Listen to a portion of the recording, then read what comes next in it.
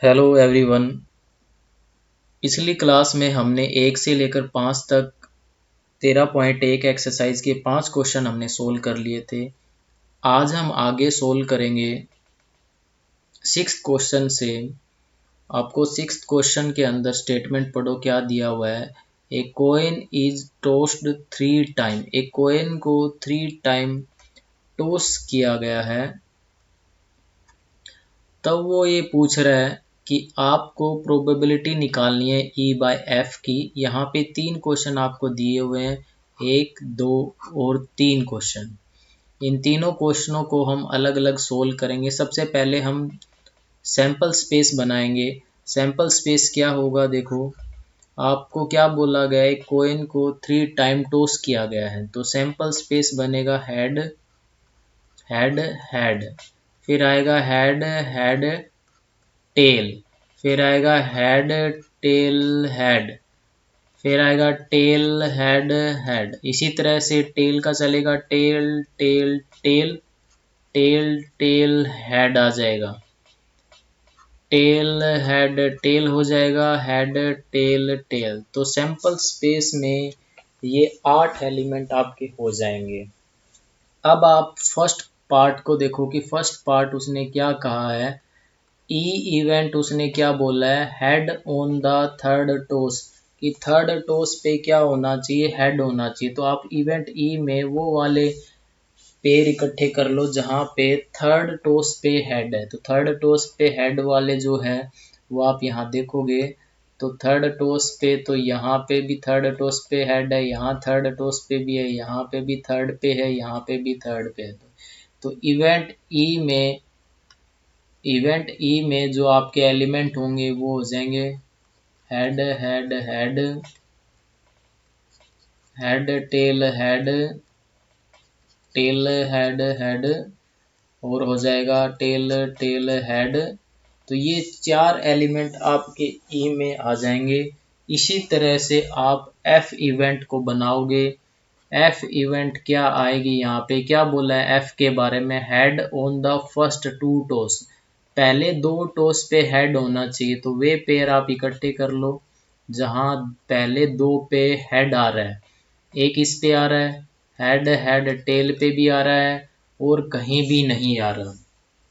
अब आपको क्या चाहिए इस क्वेश्चन में, पूछा क्या है, कंडीशनल प्रोबेबिलिटी पूछी उसने ई बाय एफ की। आपको फॉर्मूला पता ही है, probability of E intersection F divide by probability of F. Intersection क्या है ई और एफ के अंदर, ई और एफ में सिर्फ एक ही एलिमेंट है, ये वाला जो कॉमन है। तो एक एलिमेंट है, तो एक एलिमेंट की प्रोबेबिलिटी क्या हो जाएगी, 1/8। एफ में कितने एलिमेंट है, 2 एलिमेंट है, तो 2/8 हो जाएगी, तो आंसर आ जाएगा 1/2। तो ये कंडीशनल प्रोबेबिलिटी में आपका जो फर्स्ट पार्ट है उसका आंसर आएगा। इसी तरह से हम नेक्स्ट जो पार्ट है, जो सेकंड पार्ट है आपका, उसको सोल्व करेंगे। सेकंड पार्ट को हम सोल्व करेंगे। सेकंड पार्ट में ई इवेंट क्या है वो देखो।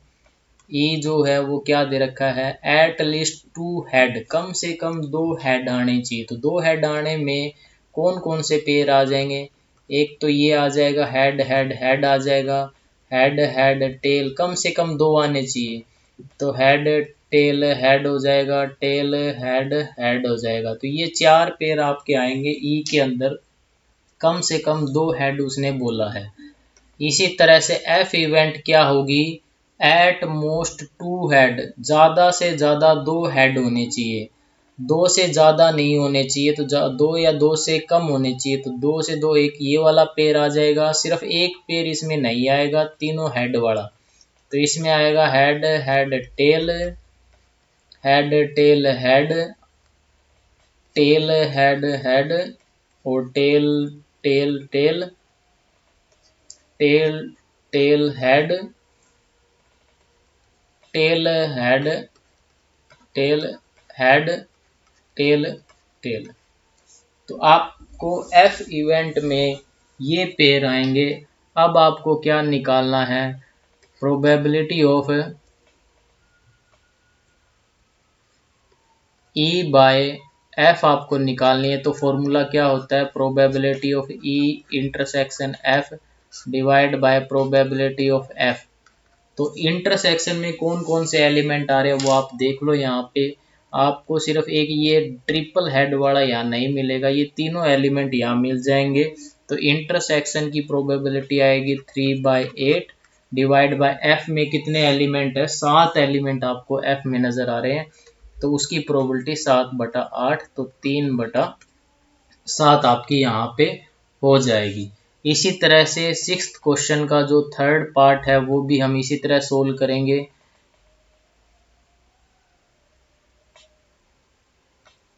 तो अगर आप इसके थर्ड पार्ट को देखोगे तो क्या है, अगर हम थर्ड पार्ट को सोल्व करते हैं सिक्स्थ क्वेश्चन में, तो इवेंट ई आपको क्या दे रखा है, एट मोस्ट 2 टेल, ज़्यादा से ज़्यादा 2 टेल होने चाहिए। तो आप में इवेंट ई में कौन कौन से एलिमेंट आएंगे, सिर्फ एक ट्रिपल टेल वाला बच जाएगा, बाकी सभी आ जाएंगे। ट्रिपल हेड भी आ जाएगा, डबल हेड टेल भी आएगा, हेड टेल हेड भी आएगा,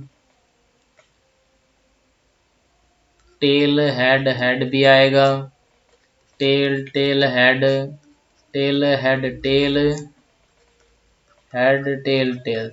तो ई इवेंट में 7 एलिमेंट आपके पास आ जाएंगे थर्ड पार्ट के अंदर।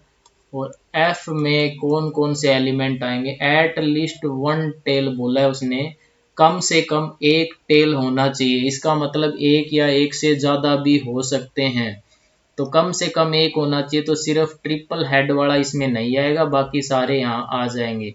तो probability of E bye F अगर करोगे तो probability of E intersection F divide by probability of F हो जाए। तो इंटरसेक्शन में ये एक बचता है, बाकी सारे आ जाते हैं। तो इंटरसेक्शन की प्रोबेबिलिटी में कितने आएंगे, 6 एलिमेंट आ जाएंगे, 6/8 डिवाइड बाय 7/8। तो ये आंसर आया 6/7। आई होप आपको ये समझ आ गया होगा।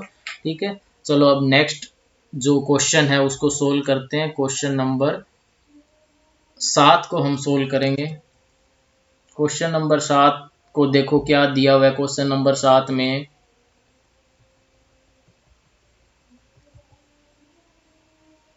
को देखो क्या दिया हुआ है, 2 कॉइन आर टोस्ड।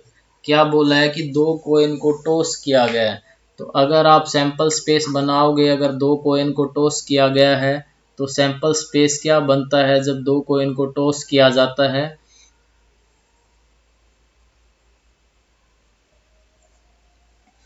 तो अगर आप सैंपल स्पेस बनाओगे, अगर 2 कॉइन को टॉस किया गया है यहाँ पे,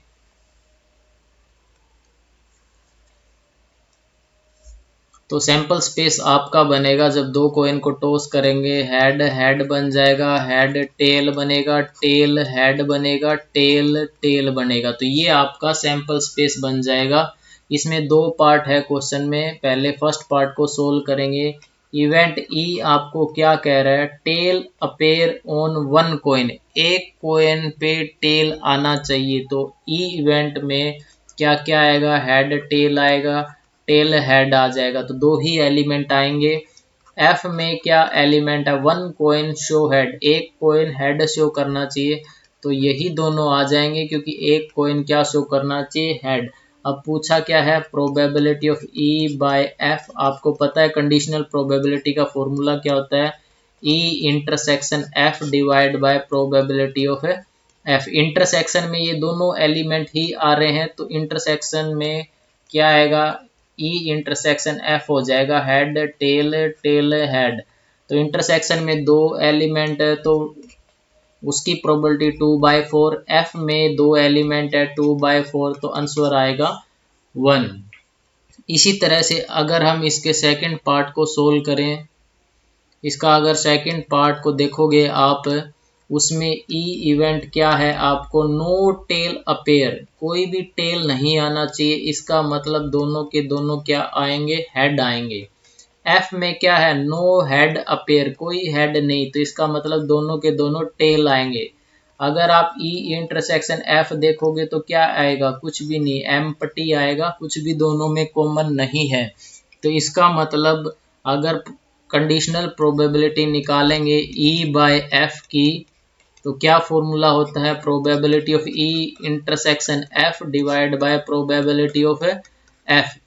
तो इंटरसेक्शन में कुछ भी नहीं है तो उसकी प्रोबेबिलिटी जीरो हो जाएगी, जीरो बाय समथिंग कुछ भी अगर होगा तो आंसर क्या आएगा, जीरो आ जाएगा। तो इस क्वेश्चन को हम ऐसे सोल्व करेंगे। इसी तरह से अगर हम एग्जांपल नंबर 8 देखें,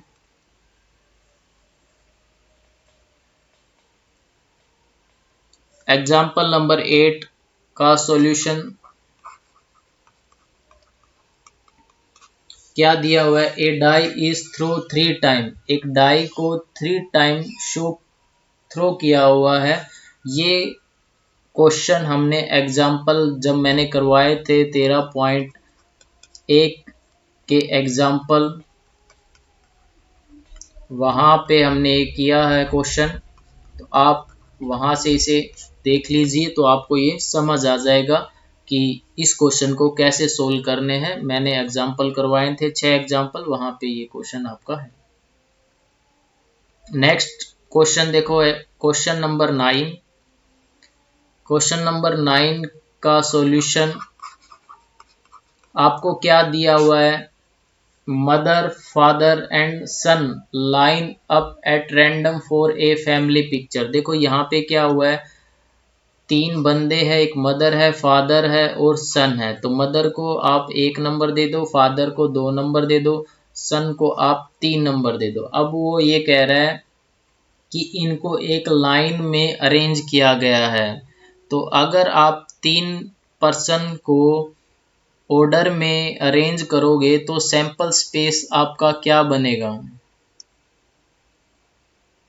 तो सैंपल स्पेस अगर बनाओगे आप, तो आप ऐसे बनाते हो 1 2 3, 1 को एग्जिट रख लो, 3 2 पेयर बन जाएगा, फिर 2 ले लो, 1 3, फिर 2 3 1, फिर आप यहाँ पे 3 को 1 2 3 2 1, तो आपका जो सैंपल स्पेस बनेगा इस क्वेश्चन में वो ये बन जाएगा।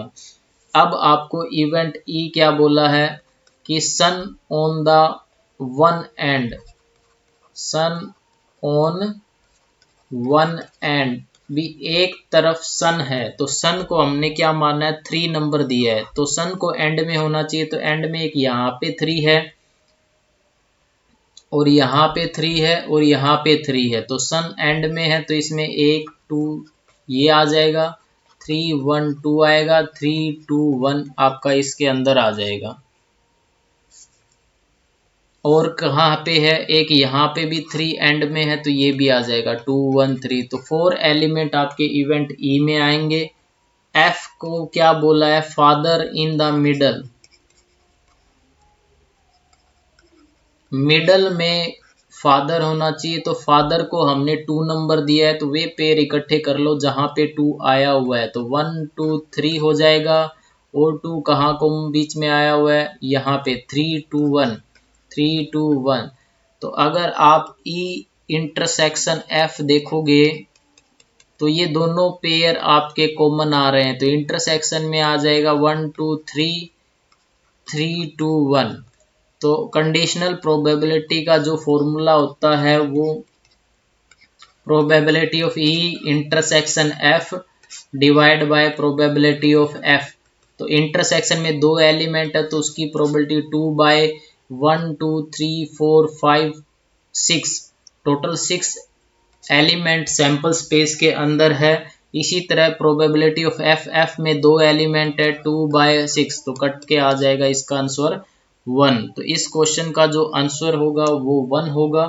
इसी तरह से हम नेक्स्ट एग्जांपल देखते हैं, एग्जांपल नंबर 10।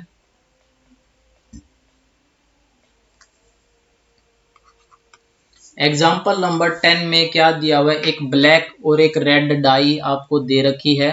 तो अगर आप इसका सैंपल स्पेस बनाते हो, आपको पता है कि जब 2 डाई को थ्रो किया जाता है, पहली ब्लैक है दूसरी रेड है, तो सैंपल स्पेस आपका ये बनता है 1,3 1 4 1 5 1 6।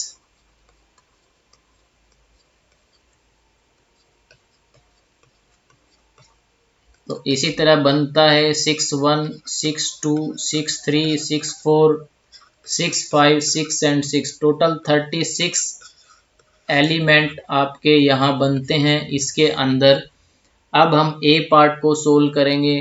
ए पार्ट में आपको क्या कह रहा है, देखो क्या है, find the conditional probability of obtaining A some greater than 9। जो इवेंट ई आपको लेना है वो क्या लेना है, जो सम है वो ग्रेटर देन 9 होना चाहिए। तो कौन कौन से पेयर आपके यहाँ आएंगे, आपको पता है 5 5 एक पेयर होता है जिसका सम 10 है जो कि 9 से ज़्यादा है। उसके बाद 5 6 आपका एक पेयर है। इसी तरह से 6 4 हो गया, 6 5 हो गया, 6 6, ये एक सेट ई जो है आपका बनेगा। एफ आपका क्या है यहाँ पे, the black dye show result 5। जो ब्लैक डाई है, जो पहले नंबर वाली डाई जो हमने ली थी वो ब्लैक है, तो ब्लैक डाई क्या शो करनी चाहिए, 5 शो करनी चाहिए। तो इसके अंदर जो पेयर आएंगे 5 1 आएगा, 5 2 आएगा, 5 3 आएगा, 5 4 5 5 5 एंड 6। अब क्वेश्चन में आपको निकालना क्या है, probability of E bye F. तो इसकी प्रोबेबिलिटी का फॉर्मूला क्या होता है, probability of E intersection F divide by probability of F.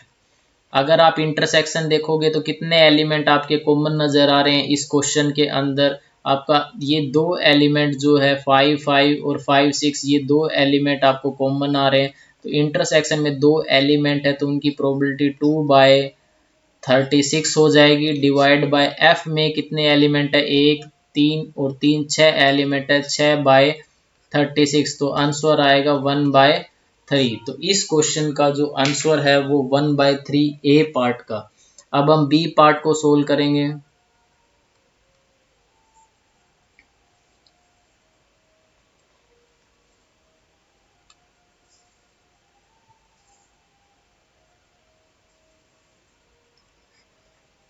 B part को अगर हम सोल्व करेंगे तो क्या पूछ रहा है, find the conditional probability obtaining the sum 8। तो इवेंट ई आपकी यहाँ क्या आएगी, जिसका सम 8 आता है। तो 8 जो सम आता है वो किस पार्ट का आता है, 2 6 का आता है, 3 5 का आता है, 4 4 का आता है, 5 3 का आता है, 6 2 का आता है। तो इवेंट ई में आपके ये पेयर आएंगे। एफ आपका यहाँ क्या है, जिसके ऊपर आपको गिवन है red die result a number less than 4। Red die आपका 4 से कम शो करना चाहिए। तो रेड डाई तो लास्ट वाली है, तो ये और ये एलिमेंट आएंगे आपके जो 4 से कम शो कर रहे हैं। तो इधर वाले जो एलिमेंट है आपके, ये वाले सारे एलिमेंट आपके क्या आएंगे, एफ इवेंट हो जाएगी। ये 1 1 1 2 1 3, इसी तरह से 2 1 2 2 2 3 4 1 4 2 4 3, ऐसे करके 5 1 5 2 5 3 6 1 6 2 6 3। तो ये आपकी एफ आ जाएगी। हमें probability of E bye F निकालना है। क्या फॉर्मूला होता है, probability of E intersection F divide by probability of F. तो इंटरसेक्शन में आप देखो रेड डाई क्या यहाँ पे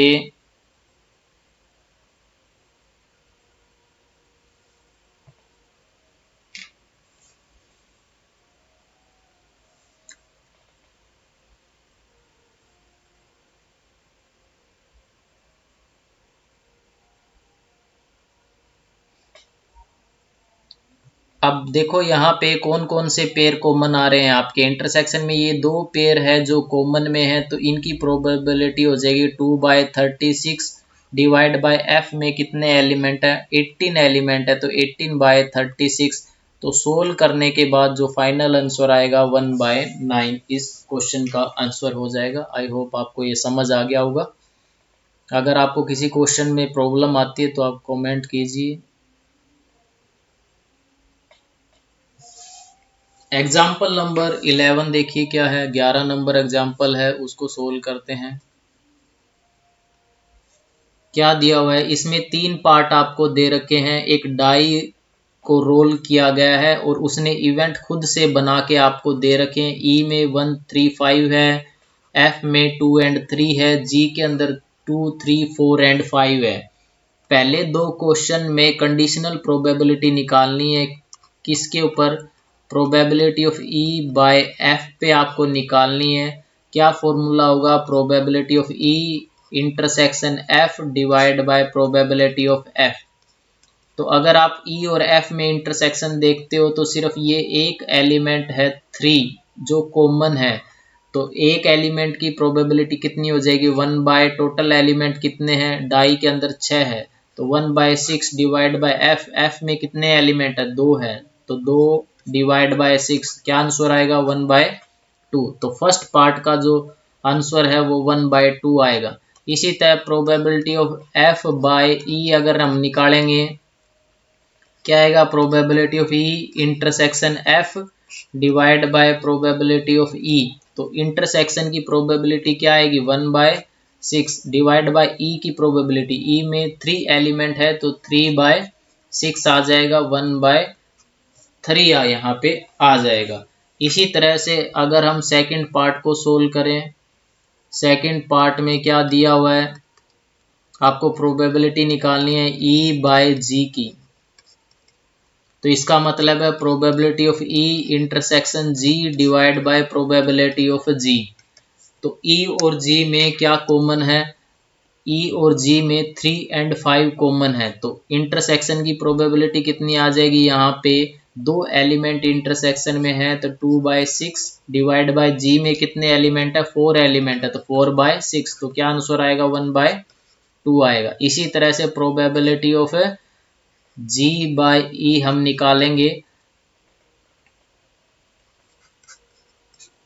डिवाइड बाय ई में कितने एलिमेंट है? 3 एलिमेंट है तो ये आंसर आएगा 2 बाय 3। आपका सेकंड पार्ट का आंसर यहाँ पे आ जाएगा। अब हम इसके थर्ड पार्ट को देखेंगे। थर्ड पार्ट में ये क्या कह रहा है?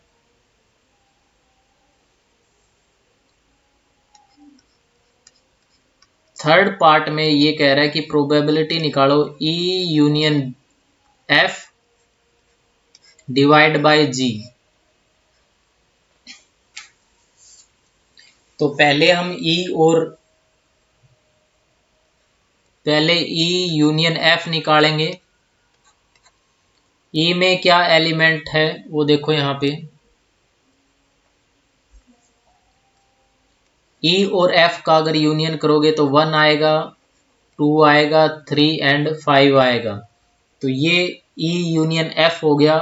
अगर आप जी निकालोगे तो जी में क्या एलिमेंट आपके?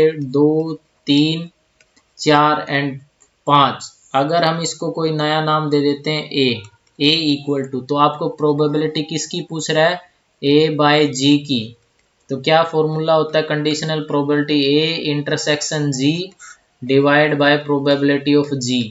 तो इंटरसेक्शन इन दोनों में क्या कॉमन है? 2 3 एंड 5 कॉमन है। तो 5 मतलब 3 एलिमेंट कॉमन है तो 3 बाय 6 डिवाइड बाय जी में कितने एलिमेंट है? 4 एलिमेंट है तो 4 बाय 6। तो क्या आंसर आया? 3 बाय 4 आपका यहाँ आंसर आ जाएगा। इसी तरह से सेकंड पार्ट में क्या पूछ रहा है? इसका जो अगला पार्ट है जो ये पूछ रहा है क्वेश्चन के अंदर, क्या पूछ रहा है?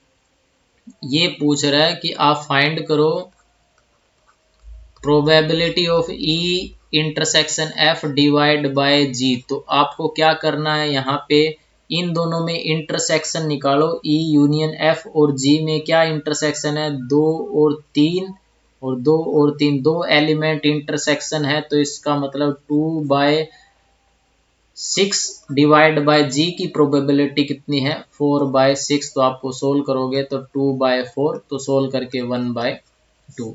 आई होप आपको ये क्वेश्चन समझ आ गया होगा। ठीक है, अब नेक्स्ट क्वेश्चन हम सोल्व करते हैं। अगले क्वेश्चन, क्वेश्चन नंबर 12 पे।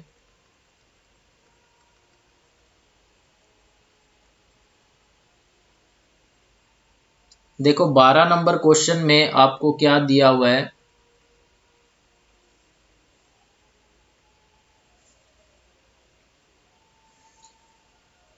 आप पहले इसका सैंपल स्पेस बनाओ। क्या कह रहा है, assume that each born child is equally likely to be boy और ए गर्ल। ये कह रहा है कि अगर एक फैमिली के अंदर दो बच्चे होते हैं तो दोनों को इक्वली माना जाता है। आगे क्या कह रहा है, तो if a family has two children, अगर एक फैमिली में दो बच्चे हैं तो यहाँ पे जो सैंपल स्पेस होगा वो फर्स्ट बॉय हो सकता है, सेकंड भी बॉय हो सकता है, क्या पता फर्स्ट बॉय हो सेकंड गर्ल हो, क्या पता फर्स्ट गर्ल हो सेकंड बॉय हो, क्या पता दोनों की दोनों गर्ल हो। तो ये आपका क्या बनेगा, सैंपल स्पेस आपका यहाँ बन जाएगा। अब फर्स्ट पार्ट में वो पूछना क्या चाहता है, the conditional probability that both are girl. हमें जो इवेंट ई है वो किस क्या है कि बोथ आर गर्ल, ये हमें निकालनी है प्रोबेबिलिटी। बट गिवन दैट, क्या गिवन है, the youngest is a girl, मतलब ये एफ इवेंट है कि यंगेस्ट है वो गर्ल होनी चाहिए। तो यंगेस्ट में दो केस आ जाएंगे, एक ये आ जाएगा G1 B2, क्योंकि यंगेस्ट जो है वो G1 है, और G1 एंड G2। अब आप यहाँ पे फॉर्मूला लगा दो probability of E by F का। क्या होता है probability of E, intersection F divide by probability of F. Intersection में सिर्फ आप देख रहे हो ई और एफ में सिर्फ G1 G2 ही कॉमन है, तो एक एलिमेंट आपका इंटरसेक्शन में है तो इंटरसेक्शन की प्रोबेबिलिटी 1/4 डिवाइड बाय एफ की प्रोबेबिलिटी 2/4, तो आपका आंसर आएगा 1/2 आएगा। इसी तरह से इसका सेकंड पार्ट है उसको सोल्व करेंगे। सेकंड पार्ट में ई तो आपको यही लेना है G1 एंड G2, पर F के बारे में उसने क्या कहा, at least one is a girl, कम से कम एक लड़की वहां होनी चाहिए। तो इसका मतलब F इवेंट में ये तीनों पेयर आ जाएंगे, B1 G2 आ जाएगा, G1 B2 आएगा, G1 एंड G2 आपका आ जाएगा। तो यहाँ फॉर्मूला जब आप अप्लाई करोगे E बाय एफ, क्या फॉर्मूला था, probability of E intersection F divide by probability of F। तो इंटरसेक्शन में क्या है, सिर्फ G1 एंड G2 है, तो 1/4 डिवाइड बाय 3/4, तो क्या आंसर आएगा 1/3। आई होप आपको ये समझ आ रहा होगा जो मैं आपको समझा रहा हूँ। अब हम 13 नंबर क्वेश्चन करेंगे। नेक्स्ट जो क्वेश्चन है वो देखो क्या है,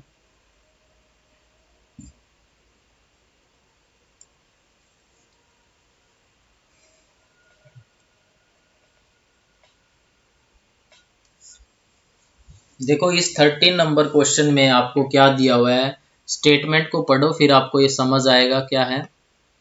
an instructor has a question bank consisting of 300 easy true false question. देखो क्या कहा है उसने कि 300 क्वेश्चन है, इजी है, जो क्या है ट्रू एंड फॉल्स है। उसके बाद उसने क्या कहा, 200 डिफिकल्ट है, 200 क्वेश्चन डिफिकल्ट है, लेकिन ये कौन से है, ट्रू एंड फॉल्स वाले हैं। इसी तरह से आगे देखो 500 question easy multiple choice question, उसने क्या कहा 500 क्वेश्चन है जो कि इजी है बट क्या है मल्टीपल है।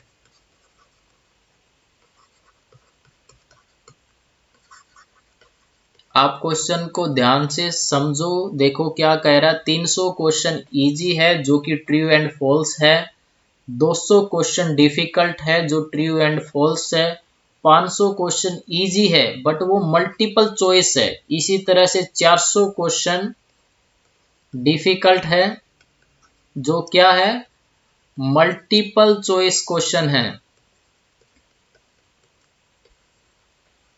तो सैंपल स्पेस के अंदर अगर आप देखोगे तो टोटल नंबर ऑफ क्वेश्चन कितने हो गए, यहाँ पे 1400 क्वेश्चन यहाँ पे सैंपल स्पेस के अंदर है। अब आप इवेंट ई बनाओ, जो प्रोबेबिलिटी हमें निकालनी है क्या है event E, what is the probability that it will be an easy question. हमें जो इवेंट ई लेनी है वो इजी क्वेश्चन की लेनी है। तो इजी क्वेश्चन हमारे पास 300 ट्रू फॉल्स है, 500 मल्टीपल चॉइस है, 300 क्वेश्चन ट्रू एंड फॉल्स वाले हैं और 500 क्वेश्चन मल्टीपल चॉइस क्वेश्चन है जो क्या है, इजी है। इसी तरह से एफ इवेंट बनाओ। एफ इवेंट क्या है, जो गिवन होती है उसको हम एफ लेते हैं। Given that it is a multiple choice question, तो मल्टीपल चॉइस क्वेश्चन 500 है जो इजी है, 400 है जो डिफिकल्ट है। तो ये कौन से एमसीक्यू क्वेश्चन है जो एफ के अंदर उसने दे रखे हैं। अब आप एक चीज देखो, ई इंटरसेक्शन एफ में कौन से क्वेश्चन आ रहे हैं। देखो ये जो क्वेश्चन है 500 वाले एमसीक्यू है, इजी है। ये इवेंट ई में भी है और ये इवेंट एफ में भी है। तो इंटरसेक्शन में क्या आए, यहाँ पे 500 इजी एमसीक्यू क्वेश्चन आ गए हैं। तो अगर आप प्रोबेबिलिटी निकालोगे, कंडीशनल प्रोबेबिलिटी अगर आप निकालोगे तो probability of E bye F अगर आप निकालोगे तो क्या फॉर्मूला होता है, probability of E intersection F divide by probability of F. Intersection में 500 क्वेश्चन आपके आए हैं, तो 500 डिवाइड बाय टोटल है 1400 क्वेश्चन, डिवाइड बाय एफ में कितने हैं 500 एंड 400, तो टोटल 900 क्वेश्चन है। तो सोल्व करके ये आ जाएगा 5/9 आपका इसका आंसर आएगा। चलो अभी नेक्स्ट जो क्वेश्चन है 14 नंबर क्वेश्चन है वो देखते हैं क्या है। 14 नंबर क्वेश्चन क्या दे रखा है क्वेश्चन में, देखो क्वेश्चन नंबर 14 का सॉल्यूशन हम करते हैं। Given that two numbers appearing on throwing two die. आपको पता है जब एक डाई को थ्रो किया जाता है तो सैंपल स्पेस में 36 एलिमेंट आपके बनते हैं।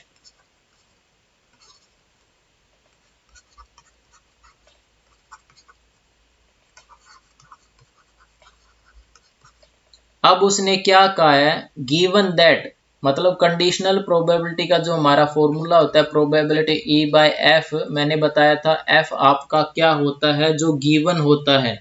तो उसने गिवन प्रोबेबिलिटी के बारे में बोला है, क्या बोला है, two numbers appearing on throwing two die are different, मतलब जो दो नंबर है डाई के ऊपर वो डिफरेंट होने चाहिए। तो इवेंट ई क्या बनेगी 1 2 1 3 1 4, इसी तरह करके 6 5, टोटल 30 एलिमेंट आपके इसमें आ जाएंगे जो डिफरेंट है दोनों डाई पे। क्योंकि जो सेम वाले हैं 1 1 है वो तो आपको लेना नहीं है, इसने खुद बोला है कि जो दो नंबर है वो डिफरेंट होने चाहिए। तो ये इवेंट आपकी एफ है।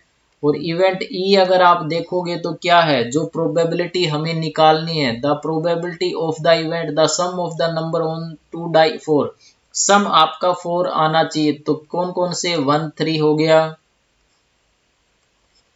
2 2 हो गया, 3 1 हो गया। सिर्फ इन्हीं एलिमेंट का जो सम है वो कितना आ रहा है 4 आ रहा है। तो अगर आप इंटरसेक्शन देखोगे ई इंटरसेक्शन एफ अगर देखोगे तो सेम वाला नहीं आएगा, बाकी इंटरसेक्शन में आ जाएगा 1,3 3,1। तो अगर आप प्रोबेबिलिटी निकालोगे तो फॉर्मूला लगेगा probability of E intersection F divide by probability of F. तो इंटरसेक्शन में आपके दो एलिमेंट है तो दो एलिमेंट की प्रोबेबिलिटी 2/36 आ जाएगी डिवाइड बाय एफ। एफ में आप देख रहे होंगे 30 एलिमेंट है तो उनकी प्रोबेबिलिटी 30/36। तो क्या आंसर आया 2/30 मतलब 1/15 आपका इस क्वेश्चन का आंसर आएगा।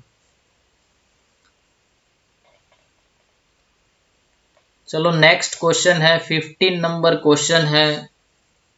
क्या आपको इस क्वेश्चन में दे रखा है उसको समझो आप। पहले हम सैंपल स्पेस बनाएंगे फिर इस क्वेश्चन को करेंगे। क्या कह रहा है, consider the experiment of throwing a die. हम एक डाई को थ्रो कर रहे हैं, if multiple of 3 come up, अगर 3 का मल्टीपल आता है 3 आता है 6 आता है थ्रो ए डाई अगेन, तब एक डाई को दोबारा से थ्रो किया जाता है।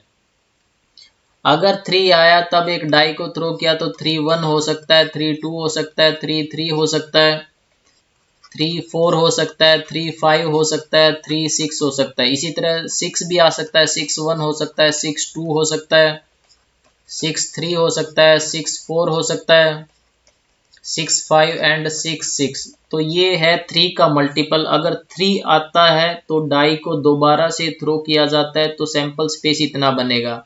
लेकिन आगे इसने क्या, इफ एनी अदर नंबर कम, अगर और कोई नंबर आता है, जैसे 1 आ गया, टॉस ए कोइन, अगर 1 आएगा तो कोइन को टॉस करेंगे तो 1 हेड हो सकता है, 1 टेल हो सकता है, 2 आएगा तो 2 हेड हो सकता है, 2 टेल हो सकता है, 4 हेड 4 टेल, 5 हेड 5 टेल। तो ये आपका सैंपल स्पेस बनेगा। 6 एलिमेंट, ये 6, ये 12 12 और 6 18, टोटल इसके अंदर 18 एलिमेंट आपके बनेंगे यहाँ पे। अब आपको इवेंट ई बनानी है। इवेंट ई किसने क्या बोला है, find the conditional probability of the event the coin show a tail. जो कोइन टेल शो करता है वो इवेंट ई लेनी है आपको, टेल वाले लेने हैं। तो 1 टेल हो गया, 2 टेल, 4 टेल, 5 टेल। फिर एफ इवेंट आपको कौन सी लेनी है, यहाँ पे जो गिवन है, एट लिस्ट 1 डाई शो 3, जो कम से कम एक डाई है वो 3 शो करे, तो उसका एफ इवेंट में आपके सैंपल स्पेस में ये आएगा, क्योंकि उसने एट लिस्ट बोला है। तो 3 1 होगा, 3 2 होगा, 3 3 3 4, 3 5 3 6 और 6 3।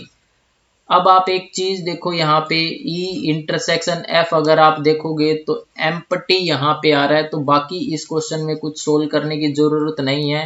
Conditional probability E bye F अगर आप निकालोगे, probability of E intersection F होता है divide by probability of F. Intersection में कोई भी एलिमेंट नहीं है तो इसका मतलब उसकी प्रोबेबिलिटी 0 हो जाएगी। तो 0 बाय अगर आप कुछ भी रखोगे तो आंसर आपका 0 ही आएगा। नेक्स्ट एक एमसी क्वेश्चन है 13.1 एक्सरसाइज में। देखो क्या कह रहा है क्वेश्चन में, वो कह रहा है कि फाइंड करो ए बाय बी। तो आपको पता है probability of A by B, probability of A intersection B divide by probability of B होता है। तो आपको ए बाय बी की प्रोबेबिलिटी नहीं दे रखी, तो इसको probability of A intersection B ही रख देंगे। और बी की प्रोबेबिलिटी अगर आप देखोगे तो 0 है। अगर समथिंग बाय 0 होता है तो वो नॉट डिफाइंड होता है। तो इस क्वेश्चन का जो आंसर होगा वो सी होगा। नेक्स्ट अगर आप देखोगे, आपको ये कंडीशन आपको दे रखी है, प्रोबेबिलिटी ए बाय बी बराबर में probability of B by A. तो अगर आप इसे सोल्व करते हो तो probability of A intersection B divide by probability of B होता है equal to probability of A intersection B divide by probability of. तो यहाँ से ये चीज कैंसिल हो जाएगी, क्रॉस मल्टीप्लाई करके सोल्व करोगे तो probability of A equal to probability of D. तो इसका आपका डी ऑप्शन आएगा। आई होप आपको ये एक्सरसाइज 13.1 एनसीईआरटी की आपको समझ आई होगी। Thank you so much.